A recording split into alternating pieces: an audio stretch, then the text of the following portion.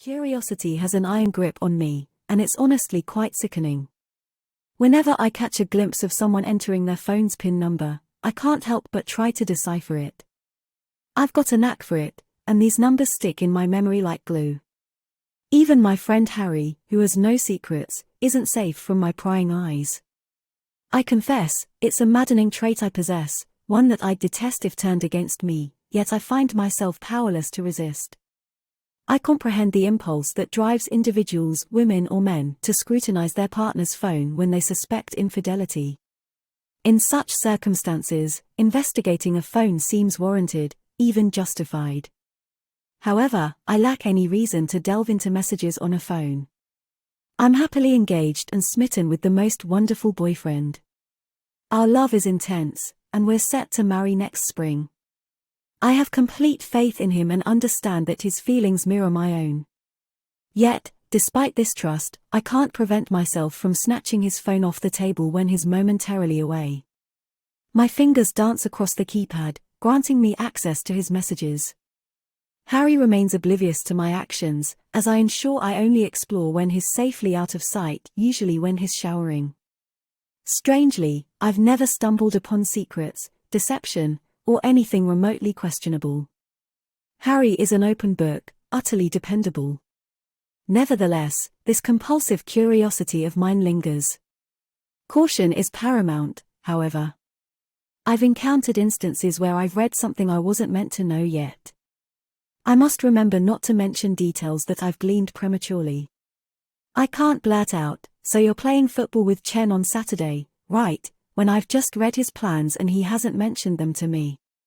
Although I've managed to avoid any missteps so far, I remain cautious. Regrettably, my prying nature isn't limited to Harry's iPhone. It extends to my friends as well. Deciphering codes is child's play, a quick glance is all it takes to ascertain the digits being typed. I'm also against fingerprint recognition for security purposes, since it holds no use for me. As a result, I find myself delving into my friends' messages. Conversations that aren't my concern, yet I remain powerless to resist. For instance, I'm privy to my best friend Anna's flirtatious messages with a coworker. She hasn't divulged this to me, and I'm uncertain if she ever will. These playful exchanges occur with a man whose name never crossed her lips, despite her years-long relationship. It's exhilarating. My mind races with questions, pondering the unknown. However, I can't confront her about it, as I'm not supposed to know. So, when her phone is within reach, and she's briefly occupied elsewhere, I seize the opportunity. It's akin to following a thrilling soap opera. I eagerly await each new development. I nearly got caught in the act with another friend. I knew her code too, and I eagerly delved into her messages when an opening presented itself. Unfortunately, she returned unexpectedly and caught me red-handed. Swiftly, I managed to cover my tracks, hastily clearing her notifications and saying, "Oh, perfect timing, you're back." I had an unexpected beep, which I attributed to her phone. She examined it, found nothing amiss, and assured me that no messages had arrived. Fortunately, I escaped that close call. I'm well aware of the peril of being caught. I constantly remind myself to stop, to mind my own business. This maddening curiosity of mine, I yearn to eradicate it. Yet, it stubbornly persists. In reality, I know it's wrong. If a friend were to turn this behavior against me, I'd be furious enough to question the friendship itself. The damage would be significant, without a doubt. To put it succinctly, I'm ashamed of my actions, but I'm powerless to contain this insatiable curiosity.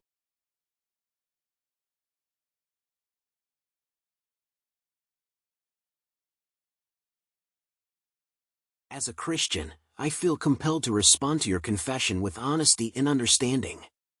It's clear from your words that you're struggling with the issue of invading others' privacy, particularly by accessing their phones and reading their messages without their knowledge or consent. While I'm not here to judge, I can offer some thoughts and guidance based on Christian principles. First and foremost, it's important to recognize that curiosity and the desire to know more about others can sometimes lead us down a path that conflicts with our values and the respect we should have for others' boundaries. In the Bible, we are taught to treat others as we would like to be treated ourselves, which includes respecting their privacy and personal space. Matthew 7 verse 12. You mentioned that you trust your fiancé, and your relationship is built on love and trust. This is a beautiful foundation for a partnership. However, your actions, driven by curiosity, can potentially damage the trust between you and those you're prying into. Trust is fragile, and once broken, it can be challenging to rebuild. Proverbs 25 verse 28 reminds us that a man without self-control is like a city broken into and left without walls. In this context, self-control can also apply to respecting the boundaries of others. I encourage you to reflect on the reasons behind your curiosity. Is there a deeper insecurity or fear driving your need to know everything? Are there past experiences that have led you to develop this habit? Self-reflection and prayer can help you gain insight into your motivations and guide you toward positive changes. Additionally, seeking forgiveness is a fundamental Christian practice. While you may not have directly harmed anyone, confessing your behavior, acknowledging that it goes against your values, and asking for guidance in overcoming it is an important step. God's grace is always available for those who seek it. 1 John 1 verse 9.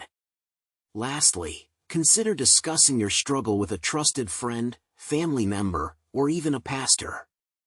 Sharing your challenges with someone you trust can provide support and accountability as you work towards breaking this habit.